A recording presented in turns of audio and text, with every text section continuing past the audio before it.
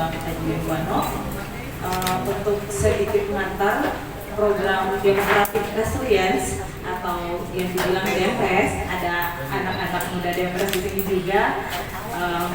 Ini merupakan sebuah program kerjasama antara YPTM Maluku dan LSM lokal yang kemudian dipercayakan oleh DFED. DFED itu pemerintah Australia yang kemudian mengambil relasi dengan DAC Foundation untuk membuat sebuah program yang di awal 2021 sampai dengan saat ini yang kemudian melahirkan generasi DMRES milenial inklusif, dan kalau di Musohi itu ada namanya Pamahan Nusa.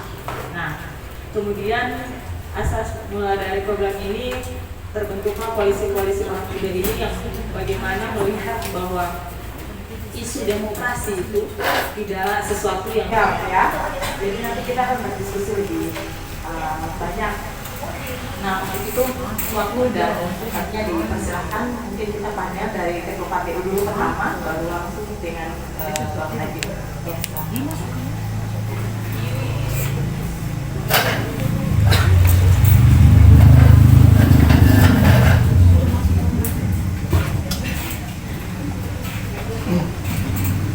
Ya, Bismillahirrahmanirrahim. Assalamualaikum warahmatullahi wabarakatuh. Selamat pagi, salam sehat buat kita semua, salam sejahtera, shalom.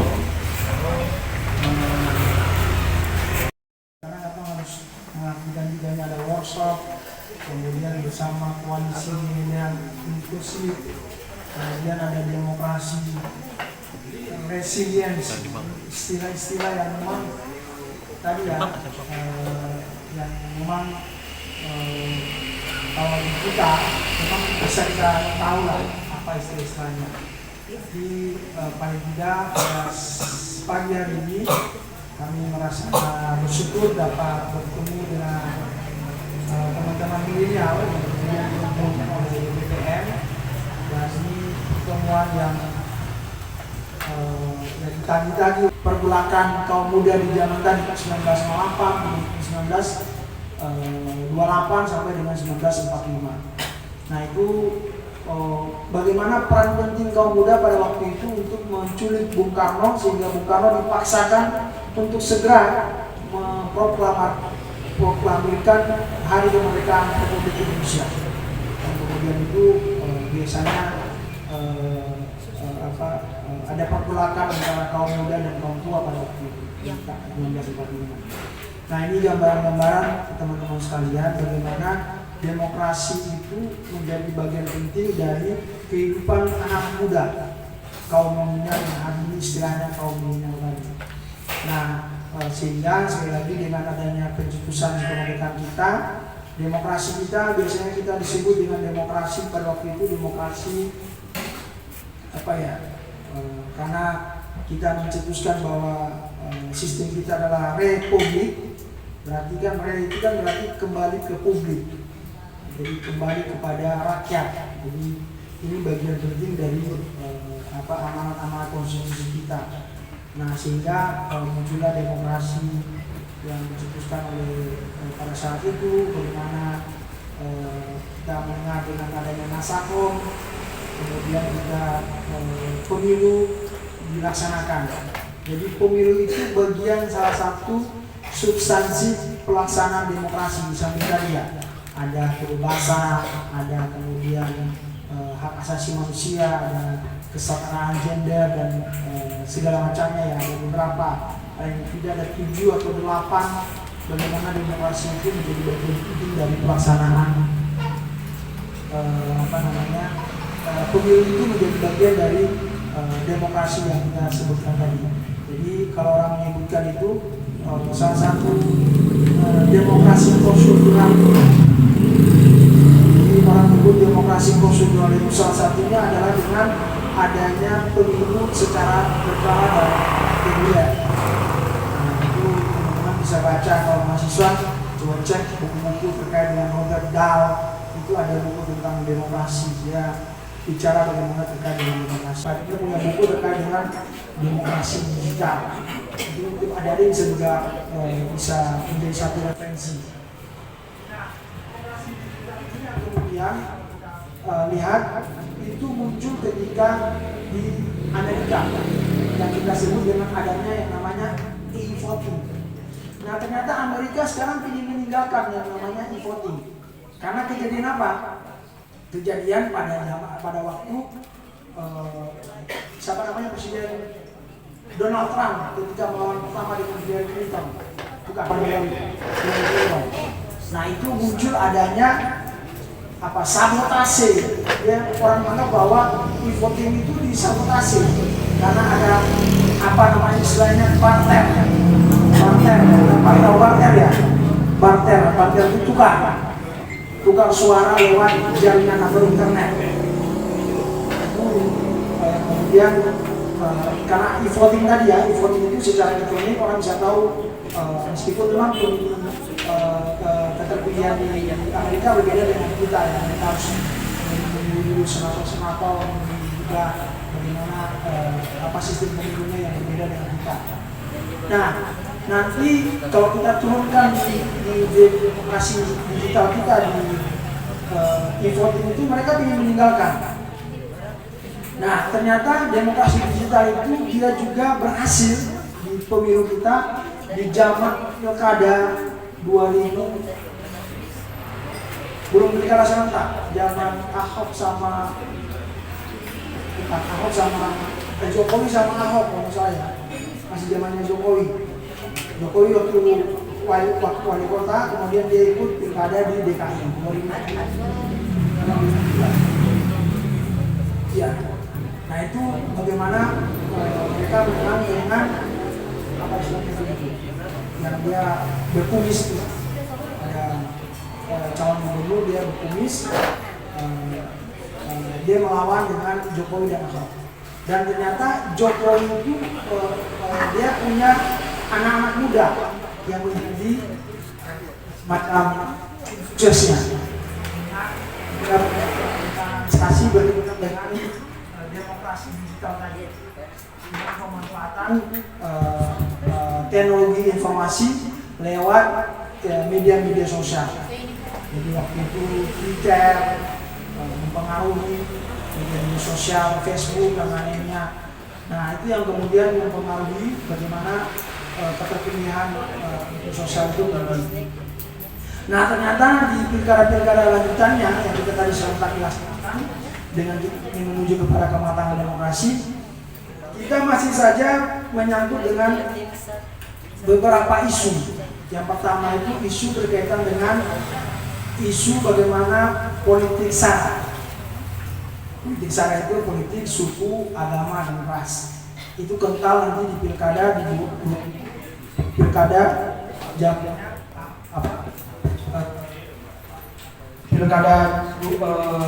DKI. Kita bisa langsung cek ke daftar. Surat, saya terdaftar sebagai daftar pemilih tetap. Nah, sebagai bagian dari ikut berpartisipasi bisa ngecek. Di sini kayaknya pasti belum cek ya. Ya, sudah cek belum? Sudah ya? Sudah ya? Mana? Yang kacamata ini, nah sudah cek belum? Sudah ya namanya? Lewat mana? Oh, lewat online. Yang ini sudah cek juga. Yang teman-teman disabilitas sudah cek namanya? Terdaftar dalam daftar pemilih tidak? Terdaftar ya. Nah, secara online bisa lihat. Tapi secara orang bilang secara anak muda misalnya, anak muda nih. Caranya gimana? Caranya ke poin. Misalnya teman-teman PPK, PPS sudah menyampaikan daftar pemilih tetap.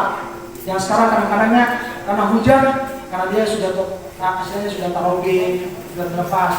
Tapi kalau teman-teman ikut berpartisipasi, wah ini nih ada pengumuman DPT belum dipasang nih sama PPS misalnya.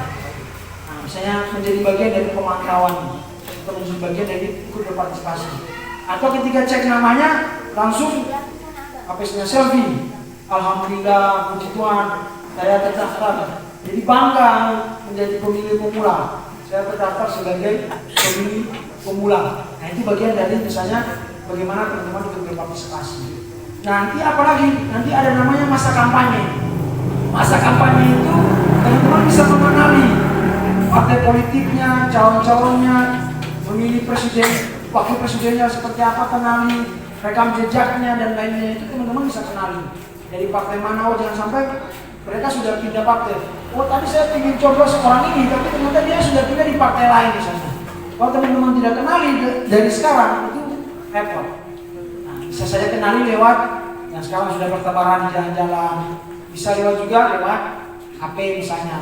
Yang mereka punya akun Facebook, Instagram, mereka bikin konten misalnya, dan YouTube dan lain-lainnya.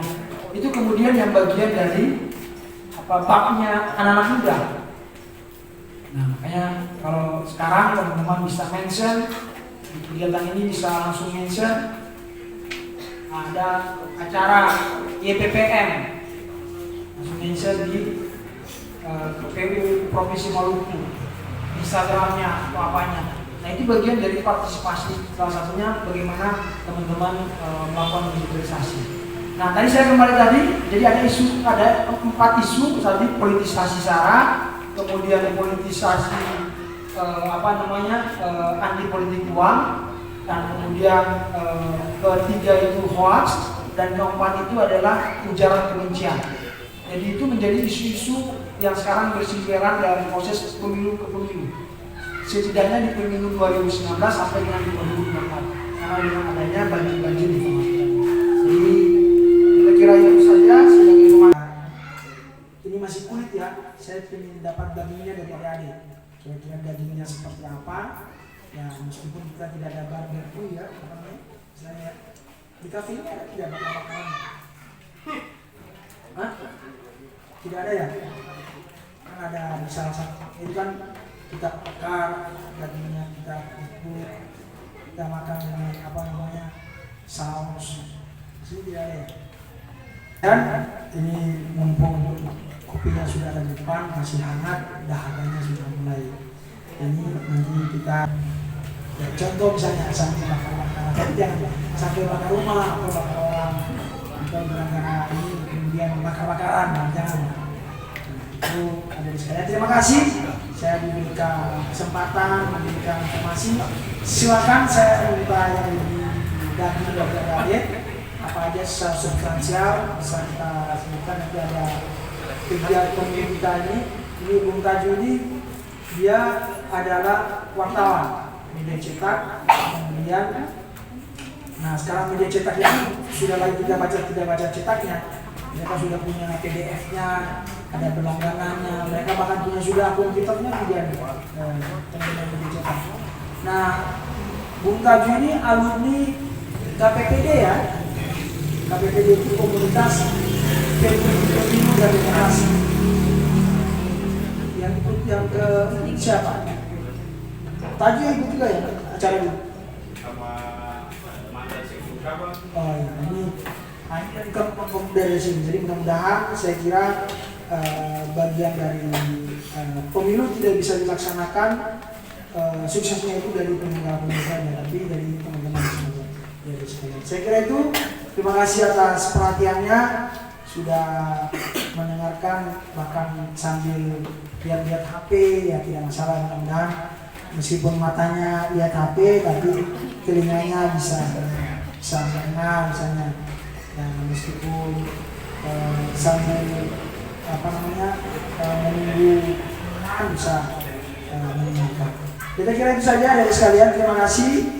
Mudah-mudahan bisa bermanfaat bagi kita semua. Silakan, karena ini istilahnya sistemnya diskusi 2A. Silakan, kami mendapatkan asupan informasi juga dari adik, dan mudah-mudahan ya, kita semua ikut dalam kegiatan ini dengan baik. Dan berikan kepada kita yang cantik itu. Ya, kita kasih closing luar biasa dulu.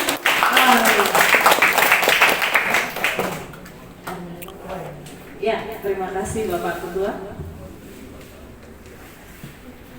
Pasti itu dia identik dengan ada bohong-bohongnya gitu kan, pasti ada yang cerita. Ini apalagi menjelang pemilu, kita akan disebutkan dengan muatan orang muda karena banyak sekali dari kita, termasuk bukan orang muda ya. Saya pun menjadi korban hoax tadi sendiri. Bisa jadi saya juga menjadi korban. Oke. Jadi sudah sangat lengkap abang itu membawa ketemu dalam perkembangan demokrasi sampai pada pemilu hari ini dari zaman batu sampai pada zaman gadget saat ini. Next ya. Jadi di TOR kita disuruh, kita diminta oleh kawan-kawan EPPM untuk memberikan sedikit materi terkait dengan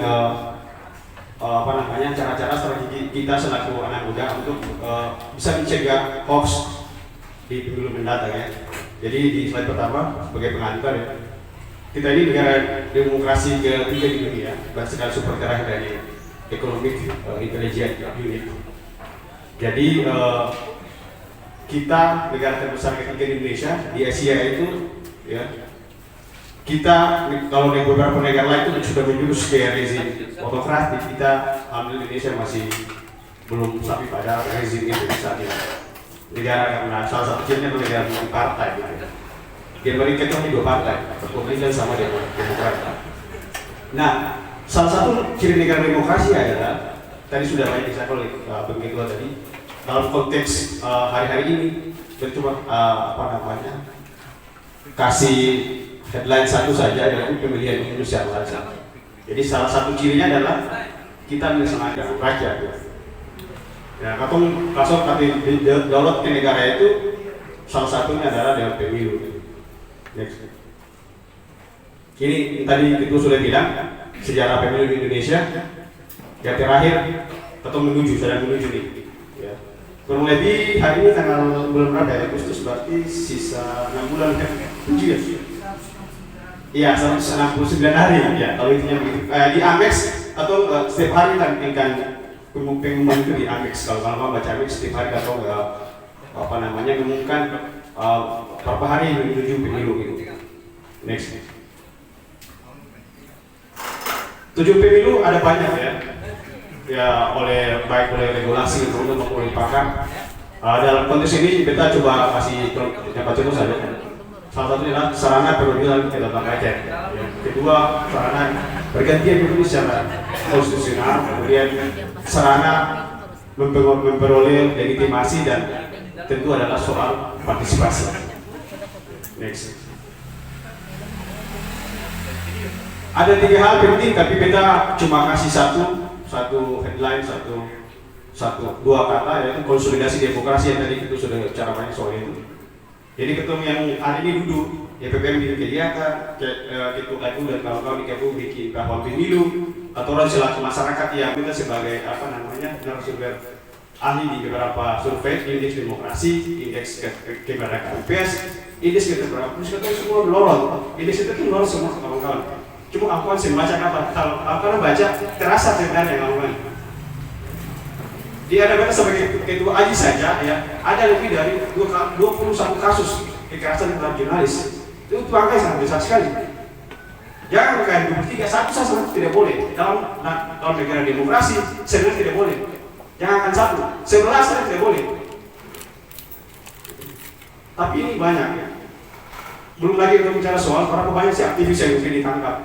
Tadinya kita kira saya ditangkap, tapi hari ini dihukum juga. Ada banyak hal-hal peristiwa yang sebenarnya mengancam atau demokrasi di arah lokal ini. Cuma kawan-kawan saya perhatikan saja. Ya, pemerintahan kalau kawan informasi silakan. Bagaimana salah satu ciri pemerintahan partisipatif itu adalah ya, ini kepala daerah bisa berkantor di kantor gubernur misalnya, jadi rumah pribadi. Itu kawan-kawan bisa menjadi bagian daripada kita kawan-kawan, tapi sebenarnya tidak muncul. Lewat. Yang berikut asas pemilu kita sudah jelas tadi. Tapi di dalam konteks materi ini kita cuma pertegas di prinsip pemilu itu terbuka. Ya. Terbuka itu artinya kamu bisa mendapatkan informasi seluas-luasnya dari KPU, dari Bawaslu, dari semua orang, dari partai politik, dari mana saja pemerintah. Karena kamu harus sebagai warga negara, jadi dulu untuk mendapatkan informasi di manapun. Meskipun di dalam undang-undang ada kecualian ya, informasi yang bisa dipublikasikan. Jadi makanya KPU dulu itu mereka sudah bikin namanya PPID sebagai aplikasi atau pelaksanaan daripada undang-undang. Ini kita mau menyampaikan yang pertama untuk KPU, ketua KPU.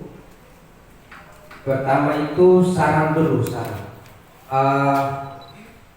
Kita kira dengan berbagai penyebaran hoax, kemudian ujaran-ujaran kebencian di media sosial, dan juga unsur sara yang semakin meningkat, kita usulkan untuk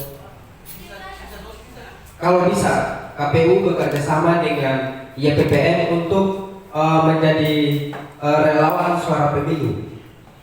Kenapa? Karena kampanye damai ini sangat penting. Kita tadi men-share bahwa ternyata kaum muda itu memiliki peran penting. 24% berdasarkan data BPS. Itu di 24%-nya itu adalah kaum muda. Dan kita kira kalau hari ini kaum muda tidak memakai HP itu luar biasa. Pasti semua punya HP, semua punya media online, semua punya Facebook, semua punya WA. Dan informasi ini yang kita kira sangat penting, adanya kerjasama antara KPU dan YPPN. Kemudian yang kedua, pertanyaan, banyak sekali kecurangan yang terjadi, terutama tahun 2020 itu di kabupaten kami itu ketua KPU terlibat langsung dalam pemilihan umum, kecurangan pemilihan umum, dan sering terjadi KPU terlibat dalam politik kotor. Kita terbuka saja. Nah, bagaimana respon KPU provinsi untuk menyikapi hal ini? Ini sangat penting. Kemudian untuk Bang Taju, memang informasi hoax itu sangat rentan terjadi di media-media online. Nah, bagi kita punya pengamatan saja bahwa ternyata peraturan undang-undang jurnalistik itu dipakai oleh media online untuk melindungi dirinya, kemudian melindungi media online itu untuk membuat sensasi. Dan itu terjadi, teman-teman. Kita bisa lihat kemarin itu soal informasi anggota anaknya ketua DPRD ketua DPRD Kota Ambon. Awalnya informasi disampaikan bahwa anaknya umur 15 tahun. Kemudian diklarifikasi lagi anaknya sudah umur 18 tahun ya. Ya. Ini yang sering terjadi. Kebanyakan media-media online menggunakan itu untuk meningkatkan viewersnya. Itu yang sering terjadi. Kita kira bagaimana tanggapan Bang Taju terkait hal ini? Itu saja yang bisa saya sampaikan. Terima kasih. Ya, bismillahirrahmanirrahim. Assalamualaikum warahmatullahi wabarakatuh. Perkenalkan, saya Sulaiman Pelu. Ya, kebetulan saya dari Koalisi Milenial Inklusif juga dan koordinator dari Koalisi Milenial Inklusif, dan juga sekarang terlibat sebagai penyelenggara pemilu sebagai ketua BPS itu lama. Saya lebih memberikan saran karena dalam proses pengawasan kami dalam Koalisi Milenial Inklusif pada tahun yang sebelumnya terkait dengan pemilu, saya lebih cenderung untuk bagaimana sih melibatkan penyandang disabilitas itu supaya mereka memiliki hak penuh untuk mendapatkan hak untuk memilih. Nah, saya flashback cerita sebelum pada tahun sebelumnya itu ada salah satu penyandang disabilitas itu di usia 60 tahun pada tahun 2014-2019 dia baru satu kali melakukan pemilihan. Entah masalah yang terjadi itu apa. Nah, kemudian dalam proses perjalanan yang sekarang kami lakukan, nah itu saya lebih memberikan masukan saran kepada penyelenggara KPU bagaimana untuk melibatkan penyandang difabilitas itu untuk mereka terlibat langsung juga dalam proses pengawalan pemilu nanti. Nah, di mana kan masih ada tahapan-tahapan selanjutnya, ya, misalkan ada tahapan untuk menjadi anggota KPPS. Nah, di mana dalam proses keterlibatan anggota KPPS itu saya memberikan saran kalau bisa ada salah satu penyandang disabilitas yang dari apa namanya kriteria penyandang disabilitas tersebut.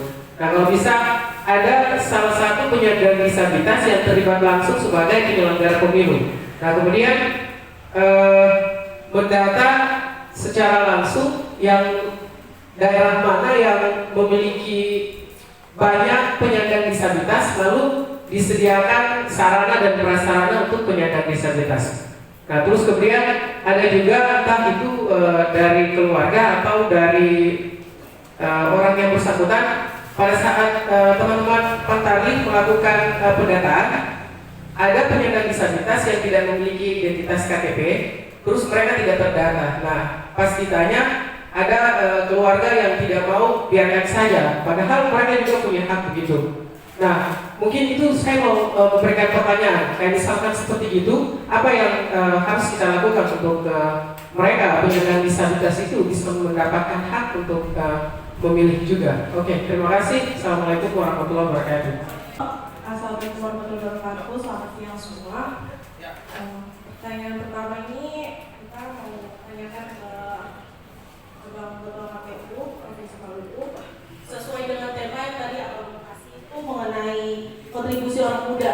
Nah, rilis DP4 kemarin itu kan udah dikatakan bahwasannya usia milenial untuk yang lebih banyak di pemilu 2024 ini kan adalah 17 sampai 39 tahun. Nah, itu mendominasi 55% sampai 60%. Nah, dari data tersebut itu ada lagi beberapa polemik yang terjadi, salah satunya adalah MK mengizinkan melakukan kampanye di wilayah universitas dan sekolah. Nah, dari usia 17 sampai 29 tahun kan kita tahu bahwasannya rata-rata itu kan mereka di wilayah pendidikan. Nah, tapi itu juga menimbulkan pro dan kontra. Dan sampai sekarang lebih banyak kontra. Nah, menurut Abang sendiri sebagai Ketua KPU, bagaimana sih pandangan Abang mengenai izin yang dikeluarkan oleh MK itu?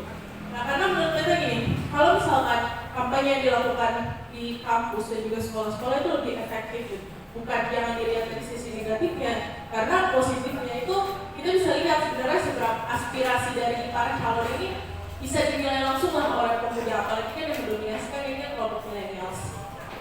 Di DCS kemarin itu kan ada juga presentasi keterwakilan perempuan, dan yang mengejutkannya itu keterwakilan perempuan lebih dari 30%, bahkan ada parpol yang sampai 40% juga.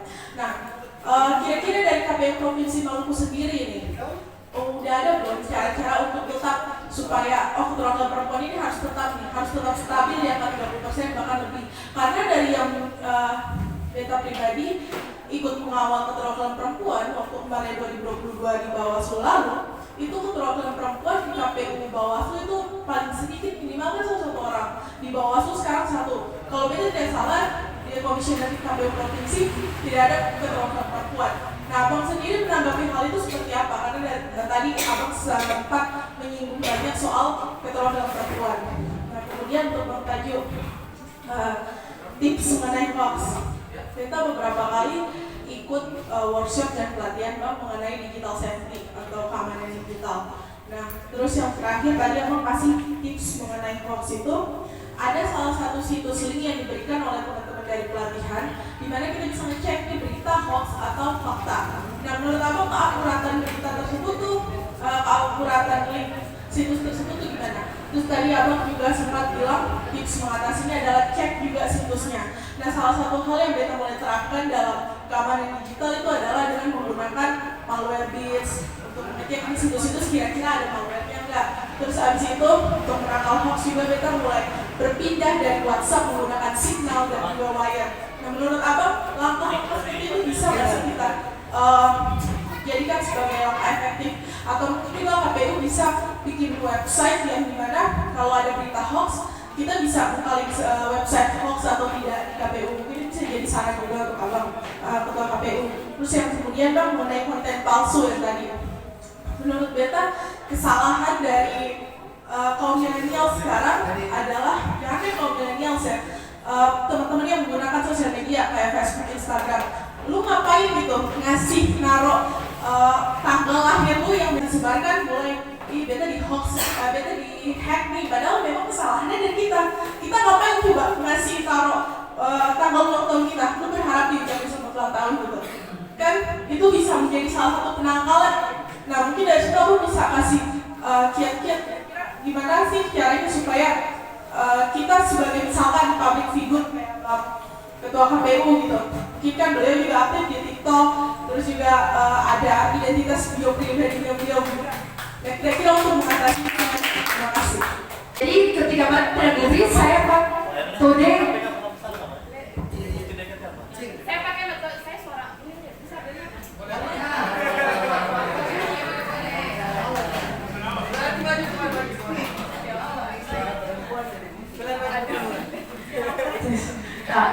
Jadi ketika mereka turun, mereka tidak mengabari. Jadi saya pakai metode uji petik, di mana dalam uji petik itu ternyata ada pemilih disabilitas yang tidak didata. Ini menjadi masalah. Kenapa mereka tidak didata? Kita berharap bahwa setiap warga negara memiliki hak demokrasi. Mereka itu warga negara yang hak demokrasinya harus kita junjung bersama. Jadi ada beberapa kejadian penyandang disabilitas terlambat pertumbuhan, kelahiran 2000 tapi tidak didata. Saya ambil datanya dan ketika pleno saya kasih. Ada juga penyandang disabilitas yang ketika didata tapi tidak dicantumkan dalam kolom. Nah ini juga hak-hak mereka nantinya ketika pemilih itu tidak diakomodir oleh PPS atau petugasnya nanti di KPS. Jadi ini mungkin salah satu yang nanti Pak bisa tertipkan teman-teman PPS nantinya. Jadi ketika pleno data itu saya kasih jadi ada bukti otentik yang saya kasih, ada surat yang penyandang disabilitas itu rawat jalan dari tahun 2000 yang saya kasih sebagai bukti otentiknya, dan juga pemilih yang tidak dikenal. Ini rawan Pak.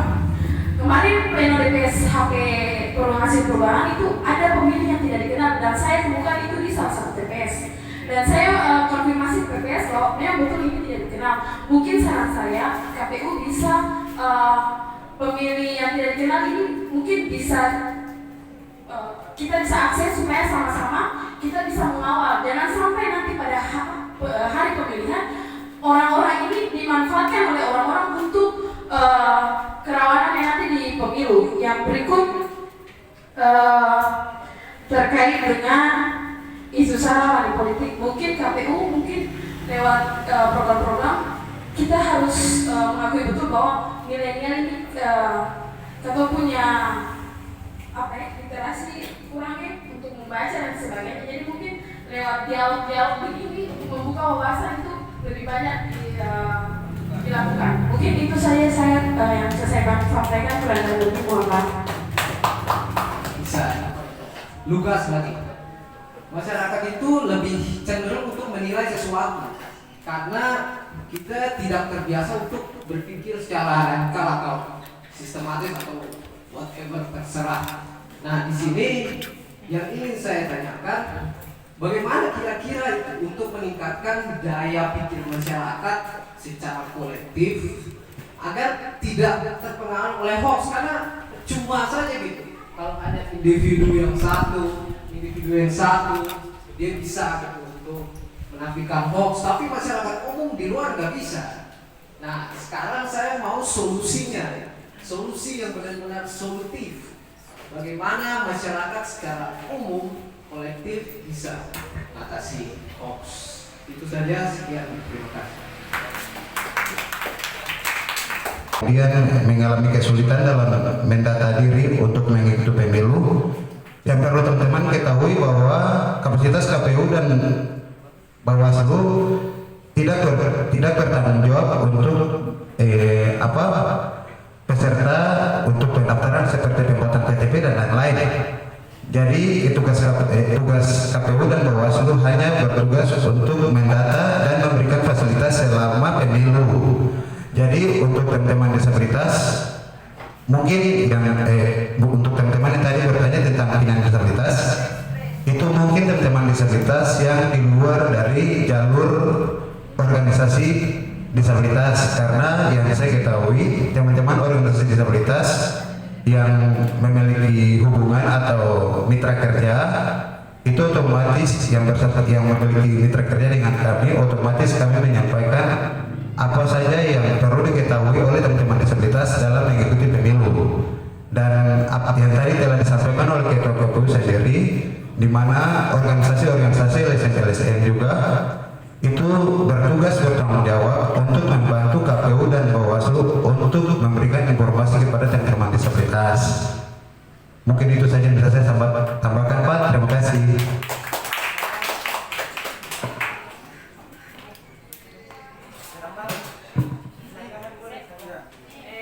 Gak apa-apa, saya kebetulan ini ada lagi acara pemakaman.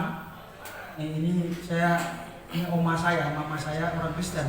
Jadi saya harus hadir, jadi mudah-mudahan tidak Dari hasil materi atau pembahasan yang telah disampaikan oleh pemateri maupun penanya, sebagian penanya, kita lebih mungkin terfokus kepada daerah 3T tertinggal yang di daerah 3T. Nah, yang pertama soal yang tadi pemateri singgung soal aplikasi pengecekan nama di TPS. Di sini kita cuma sekedar menyampaikan informasi bahwa dalam proses penggunaan aplikasi pengecekan nama di TPS ini di setiap desa, beta mungkin berasal dari salah satu desa yang dari desa 3T itu. Makanya beta mau menyampaikan bahwa desa aja dari Buano, Pak.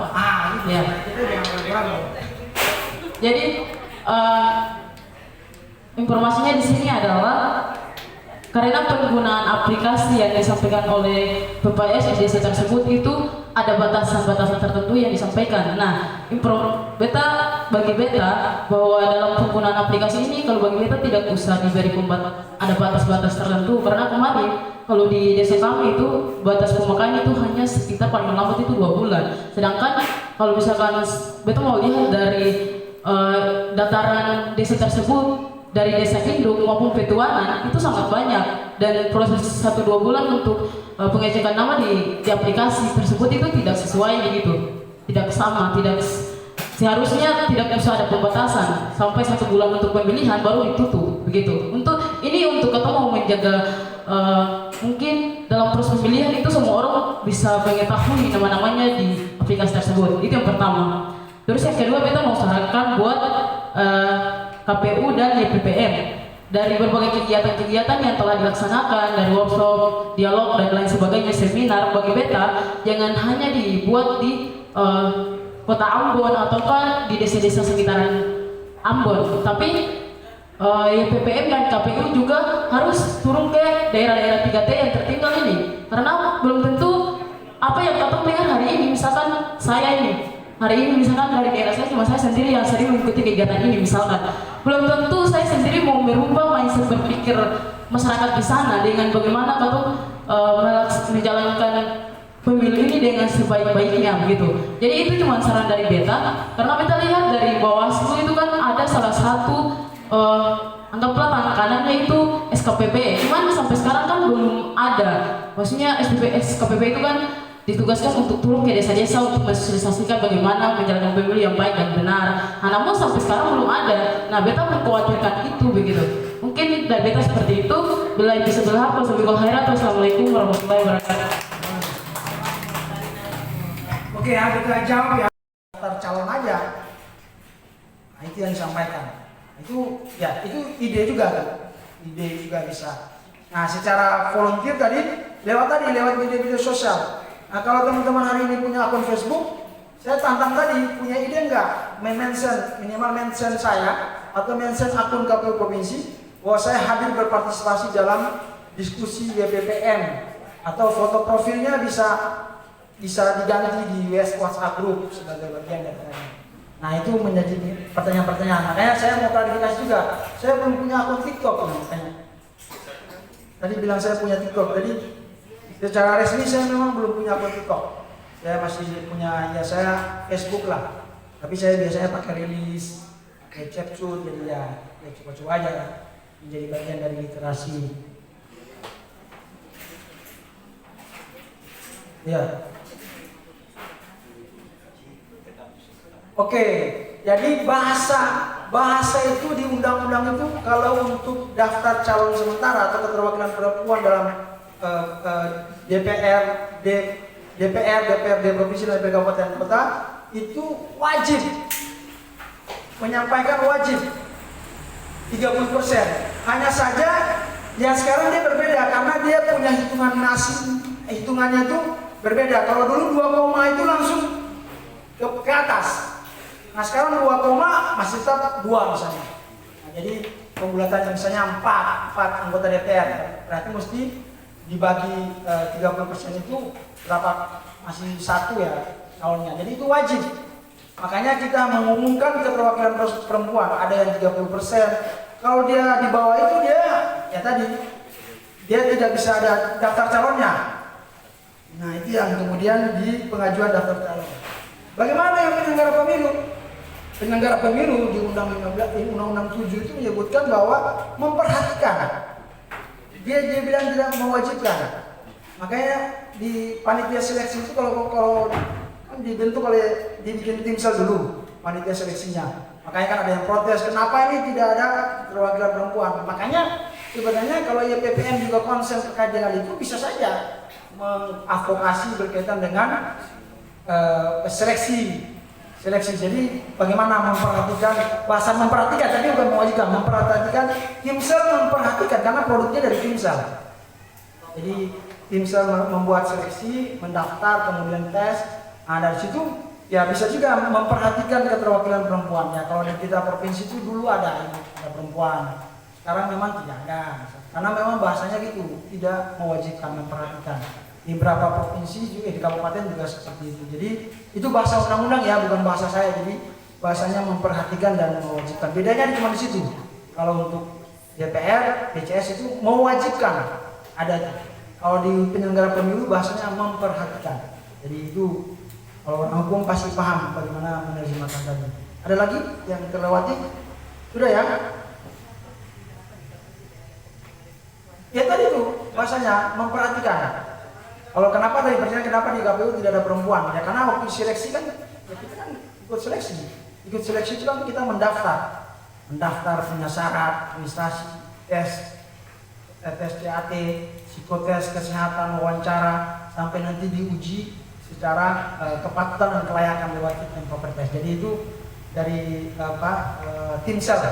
Jadi makanya tadi bilang kalau YPPM nanti besok ada seleksi anggota KPU provinsi, kabupaten, kota di Maluku bisa dikawal keterwakilan, bukan kewajiban, memperhatikan keterwakilan perempuannya. Jadi itu dari siapa namanya tadi di Faisal sudah ya, ada 3 ide ya yang saya sebutkan tadi. Jadi ya idenya ya tadi kita bisa bikin buku, kita bisa ikut berpartisipasi lewat tadi kanal-kanal yang kita sudah sediakan. Nah kalau di KPU itu sebenarnya terkait dengan hoax itu ada di info pemilu itu atau di website KPU itu ada namanya hoax pemilu. Tadi contoh tajuk kontainer dicoblos, baru fotonya itu foto orang tua artis Jepang misalnya, kita tidak perlu sebutkan siapa. Jadi lihat fotonya aja sudah kita tidak percaya ya, wah ini bukan orang KPU misalnya, karena foto di berita itu foto aktor tua yang Anda petik lah, menyangkut dengan tadi. Beta kira itu jawaban-jawaban. Beta mohon maaf karena ada keperluan sebentar, ada yang tidak bisa Beta tinggalkan. Kalau memang masih ada lagi, silakan bisa email Beta, ada emailnya, atau bisa lewat KPU bersurat. Kalau memang berteman di Beta di Facebook, silakan messenger atau bisa tag. Apalagi ya? Apa namanya? Oh boleh, silakan. Maksudnya pertanyaan sudah jawab semuanya ya? Jangan sampai, oh iya tentang masa kampanye. Enggak, kampanye dulu. Kampanye memang sudah ada keputusan Mahkamah Konstitusi. nanti KPU menurunkan lewat perubahan PKPU-nya. Karena di PKPU kampanye itu kan berkaitan dengan metode kampanye. Apa saja metode kampanye? Ada pertemuan terbatas, ada pertemuan tatap muka, ada rapat umum, ada penyebaran bahan kampanye, alat peraga, dan itu dilakukan sebagai peserta pemilu itu lewat peserta pemilu. Hanya saja karena sistem kita adalah sistem proporsional terbuka dengan daftar calon terbuka, ya biasanya kan caleg-caleg itu kan ingin juga menyampaikan dia punya ya kalau kampanye itu kan bagian dari citra diri. Jadi peserta pemilu itu mencitrakan dirinya, kemudian menyampaikan visi misi, meyakinkan pemilih program-programnya. Jadi kalau teman-teman yakin sebagai pemilih, misalnya dia punya programnya, misalnya contoh yang kayak kita lihat ada billboard besar misalnya, ada calon anggota DPR, bakal calon anggota misalnya di salah satu ruas utama kita ya, kalau teman-teman lihat. Itu tidak janjinya soal tadi. Kalau teman yakin dengan itu ya silakan, kalau tidak yakin bisa cari. Ya, jadi ada program-program yang ditawarkan misalnya menyangkut dengan tadi. Saya sudah komunikasi sama dari DPPM untuk bagaimana kita juga sudah harus punya tahu bagaimana di Maluku ini apa aja organisasinya, kemudian dia keberadaannya di mana untuk kita libatkan dalam misalnya acara-acara sosialisasi kita. Karena di beberapa kesempatan kan kita juga mengundang teman-teman organisasi sipil ya, baik itu penetapan DPT, baik itu pencalonan yang kita sampaikan kepada teman-teman di teman-teman di masyarakat sipil. Jadi silakan saja nanti kita bisa dapat kolaborasi ya, nanti ada jajaran kita yang nanti akan membantu meningkatkan dengan tadi. Jadi pertanyaannya menyangkut dengan tadi. Nah, menyangkut dengan DPT, saya bilang gini, DPT itu kan dia kan banyak tahapannya. Jadi mulai dari ada tidak coba data kita perjalanan DPT ada tidak? Ada nanti kita share. Perjalanan DPT itu kita panjang sampai dengan penetapan DPT-nya kita sudah tetapkan. Tapi kalau masyarakat dia tidak dapat mengecek namanya, dia terpilih dia belum tahu, kemudian pada hari hanya misalnya dia namanya tidak terdaftar sebagai daftar pemilih, dia memenuhi syarat. Tapi syarat itu kemudian harus terpenuhi lewat administrasi kependudukannya, lewat KTP. Nah, jadi ini perjalanan data kita ya, jadi pekerjaannya panjang. Nah, sekarang ini kita masuk pada daftar pemilih tambahan, DPT. Daftar pemilih tambahan itu adalah orang, ada nih, sudah cek namanya tertulis di mana? Di Bono ya. Udah cek ya. Sekarang apa, mahasiswa atau mahasiswa? Hari H karena ada tugas belajar, tidak sempat melaksanakan tugas coblos di Bono, bisa menggunakan hak pilihnya lewat sekarang ini namanya daftar pemilih tambahan. Namanya pindah memilih. Nanti adik namanya itu kita hapus di Bono. Tapi kalau ada tidak melapor, kalau sudah mulai saat ini sudah bisa melapor. Kalau mau berketetapan, betul saya mau pulang di Bono di tanggal 14 Februari, kita coblos di sini saja. Bisa menggunakan hak pilihnya di Kota Ambon. Nanti kita pilih namanya daftar pemilih tambahan, DPTB namanya. Nah, dari situ nanti, tapi sayangnya nanti tidak bisa mencoblos utuh 5 surat suara. Kenapa? Karena daerah pemilihannya berbeda. Contoh ya, nanti bisa pilih presiden aja, karena satu wilayah presiden. Bisa pilih apa? DPR RI saja, karena DPR RI itu dapilnya cuma satu, Maluku. Kemudian apalagi DPD, DPRD provinsi dan DPRD kabupaten tidak bisa, karena Kota Ambon itu dapilnya Maluku 1, kursinya 9. Di SBB itu Maluku 2, bagian barat Maluku 2, kursinya 5. Jadi ada tidak mungkin dapat nanti tidak dapat surat suara lagi DPRD, apalagi DPRD kabupaten di Kota Ambon. Nah, nanti namanya kita hapus, nanti penggunaan surat suaranya nanti di sistem sekarang itu kita langsung terhapus supaya KPPS tidak salah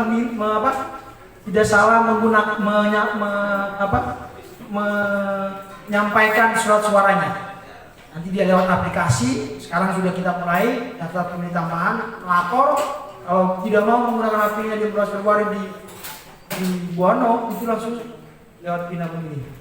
Nah, begitupun dengan tadi masyarakat, kalau dia tidak terdaftar sebagai daftar pemilih, punya KTP, dia bisa menggunakan hak pilihnya.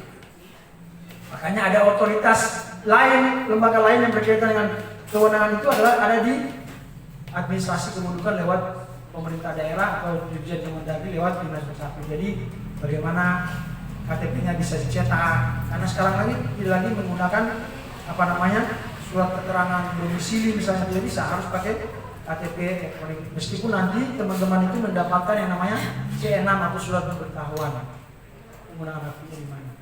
Kita kira itu teman-teman sekalian, kita terima kasih membersamai adik-adik semua di pemilih ini. Jadi tadi ada beberapa hal yang kita sampaikan. Jadi Bung Taju sudah menyampaikan berkaitan dengan bagaimana hoax pemilunya tadi. Jadi lagi-lagi sekarang ini zamannya digitalisasi. Jadi silakan cari referensi resmi. KPU Provinsi punya akun namanya Facebooknya itu sudah centang biru, sudah terverifikasi. YouTube memang belum merata, tapi dia sudah terverifikasi secara nasional.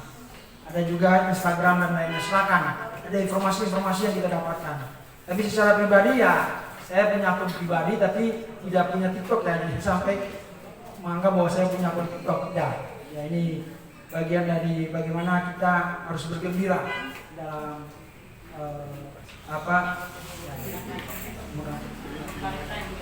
kalau Canur bilang itu demokrasi itu ribut, berisik. Kalau orang bilang beribut. Ya pemilu ini harus kita ramaikan. Kalau orang bilang namanya pesta demokrasi, ya pesta itu harus kita rayakan secara bersama-sama. Jadi kira itu jangan lupa cek namanya, nanti ada masa kampanye, kemudian juga nanti menggunakan hak pilihnya di 14 Februari 2014. Ada hari pemungutan suara, hari kasih suara bukan hari kasih sayang. Jangan salah, karena ya itu bagian dari hak teman-teman dalam menggunakan hak pilihnya. Terima kasih atas perhatiannya. Mohon maaf apabila ada kekurangan. Kita mohon diri karena memang jadwal waktunya jam 2 tidak bisa kita ini. Ya, mohon maaf Bapak Ibu, adik-adik sekalian milenial, kaum muda Maluku. Jadi tadi tiga itu kita serahkan, mau berpartisipasi, mau acu tak acu, atau mau jadi penonton. Saya kira di teman-teman semua ini semuanya mau berpartisipasi. Silakan dengan cara masing-masing, dengan cara ikut berpartisipasi tadi. Kalau mau jadi tim sukses, mau jadi tim kampanye, silakan. Mau jadi penyelenggara pemilu juga silakan. Mau berpartisipasi lewat lembaga-lembaga masyarakat sipil seperti ini silakan. Jadi itu bagian dari partisipasi adik-adik sekalian. Saya akhiri billahi taufiq wal hidayah. Assalamualaikum warahmatullahi wabarakatuh. Selamat siang, salam sejahtera bagi kita semua. Shalom. Terima kasih. Ya, terima kasih Pak Ketua. Mengapa orang muda itu lebih gampang terserang berita hoax, kurang lebih seperti itu? Dan bagaimana Bang Taju melihat ini sebenarnya? Nah, itu saja sih Bang Taju, silakan.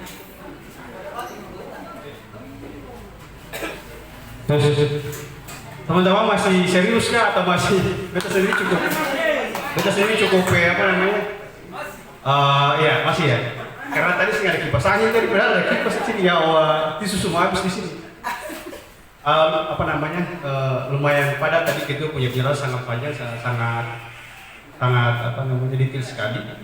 Kita selaku narasumber pun merasa sangat bersyukur ada di forum ini karena dengan peluang pemilu saja semakin bertambah begitu.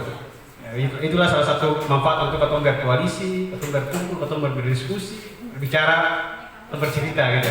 Dia ada banyak informasi yang masuk di ketua sebagai bahan untuk ketua ke depan. Soal jodoh tadi memang jadi undang-undang pers itu undang-undang nomor 40 tahun 99 itu ya, itu merupakan undang-undang lex spesialis ya, pas orang hukum tahu. Jadi perlakuan khusus memang negara kasih itu karena sejarahnya adalah pada era Orde Baru itu represi terhadap pers itu sangat kuat sekali. Pokoknya pasti teman-teman tahu lah bagaimana cerita sampai media massa di brand, jurnalis dibunuh dan sebagainya. Sehingga ketika reformasi itu disepakati bahwa pers itu harus punya undang-undang sendiri, lex spesialis. Karena pers adalah bagian dari pilar keempat dari demokrasi, ya ada yudikatif, ya eksekutif, legislatif, ada pers di situ. Jadi pers ini tidak penting demokrasi. Yang ketua bicarakan tadi itu bayangkan kalau nggak ada pers, percuma saja orang yang baca. Berarti orang yang tahu dunia ini bagaimana, atau yang tahu Trump menang di Amerika dengan angka sekian, yang tahu kalau tidak lewat saluran media massa ya. Sekarang baru muncul lewat media Facebook. Dalam konteks menunggu soal berita hoax tadi kalau perhatikan kita punya presentasi, perhatikan judul yang bombastis tadi, ya, yang membesar-besar, menghasut itu. Jadi secara hukum memang Jordan di jurnalis itu punya undang-undang juga punya kode etik, ya. Kode etik profesi itu ada, melekat seperti dokter, pengacara itu punya profesi, ya. Tapi karena undang-undang itu adalah undang spesialis, maka orang tidak bisa dibawa ke ranah pidana, ya. Itu memang sangat sedikit ya, kasuistik saja. Rata-rata jurnalis di pidana itu karena menggunakan undang ITE, itu yang dipakai, ya. Karena memang jurnalis itu tidak boleh membagikan berita. Kalau bagikan berita, bagi berita saja, tidak boleh tulis caption macam-macam begitu. Itu bisa masuk di pencemaran nama baik dan penghinaan, masuk di pasal undang-undang ITE atau KUHP. Dalam konteks yang Jordan ungkapkan tadi, jadi memang ketika peristiwa itu muncul, media hanya punya satu saluran informasi, yaitu dari apa? Dari kepolisian. Ini juga problem katoran di media massa. Harusnya katoran tidak hanya pakai informasi dari Polres atau Polda, tapi langsung ke keluarga orang, atau harus seperti itu. Nah, karena tidak ada hukuman pidana yang mengikat, maka saran beta kasih hukuman sosial. Karena tadi saya sebutkan media massa itu kan bisnis ya. Cara untuk supaya hukuman sosial itu kasih ke mereka, pertama jangan baca rumah berita, selesai itu. Kalau saya baca rumah berita, dong pundi-pundi uang kan saya ada. Karena kejar namanya clickbait tadi. Ya. Jadi kalau kamu perlu pahami bisnis media. Media massa itu hidup dari iklan, ya, sampai saat ini. Nah iklan itu dapat dari apa? Dari Google AdSense. Semakin banyak orang kunjungi website, iklan akan muncul, dibayar tuh, Google bayar. Kalau kamu klik berita lalu ada muncul iklan, tiba-tiba muncul itu kalau kamu klik itu langsung dikonfirmasi oleh Google sebagai uang dolar itu. Makanya media massa berebut untuk membuat judul yang clickbait. Ya, orang baca judul sudah ini, padahal isinya belum tentu sama, kayak kasus Jordan tadi. Dalam konteks ini, menurut beta jurnalis tadi itu memang tadi karena mengejar kecepatan, tidak melakukan verifikasi. Ya. Jadi memang jurnalis bisa disalahkan. Berikut juga ada tutup membaca satu hari itu 1 juta. Dan semakin orang berkurang, orang seakan lagi join dia untuk jadi media partai untuk misalnya pilkada karena pembacanya sudah berkurang. Jadi hukuman sosial itu lebih penting daripada hukuman secara hukum untuk beta. Itu ya jurnal itu solusinya. Itu makanya beta kalau membaca media itu saya sabaran beta baca media massa, harus baca media massa sudah punya reputasi tinggi itu. Kompas, ya, Politik Nasional, Tempo dan sebagainya. Berikut dari siapa tadi? Ngabalin tadi ya? Ngabalin cewek. Itu toolsnya apa ya? Boleh dikasih tahu? Yang dikasih waktu digital security. Yang tadi dia bilang itu aman nggak? Yang tadi kan?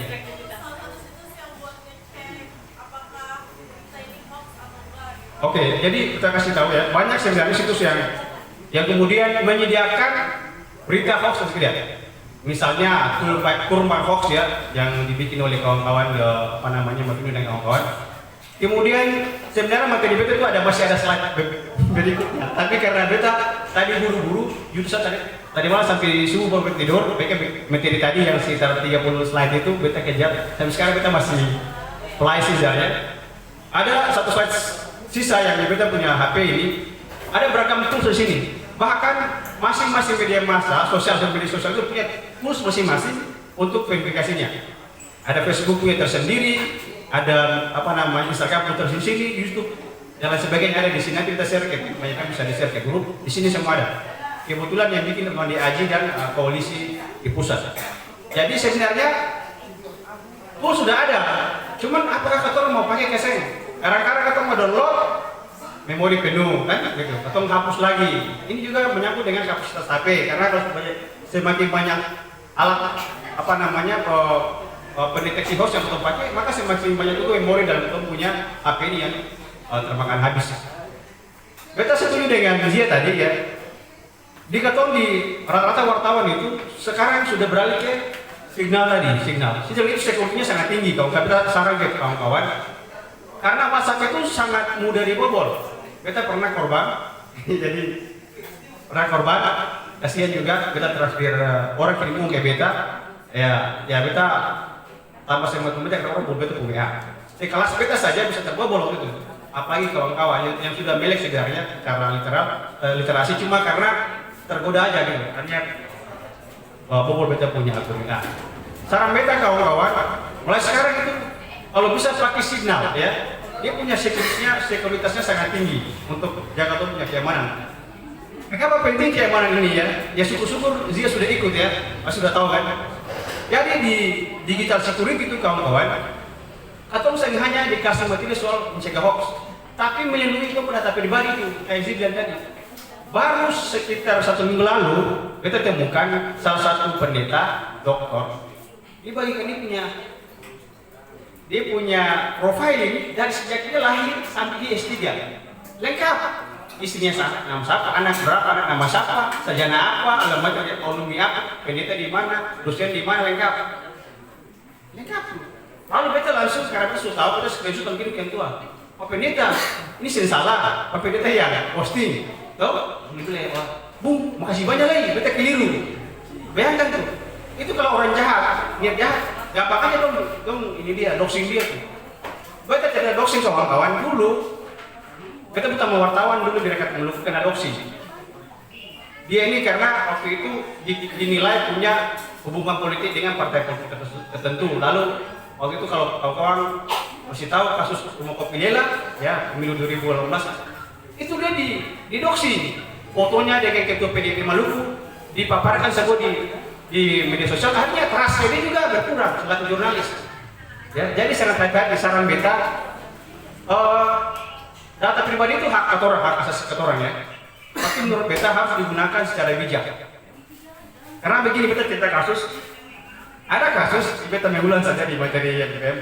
Ada kasus karena orang ini suka belanja online shopping gitu ya.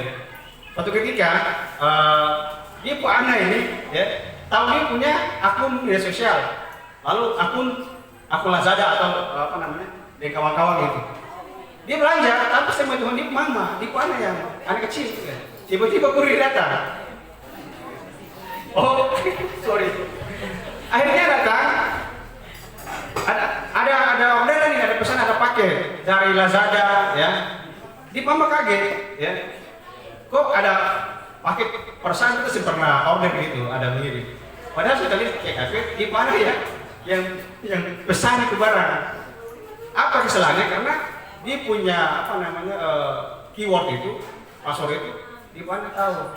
Jadi saran beta, pasangan itu sebenarnya jangan kasih kode rahasia di HP sebenarnya.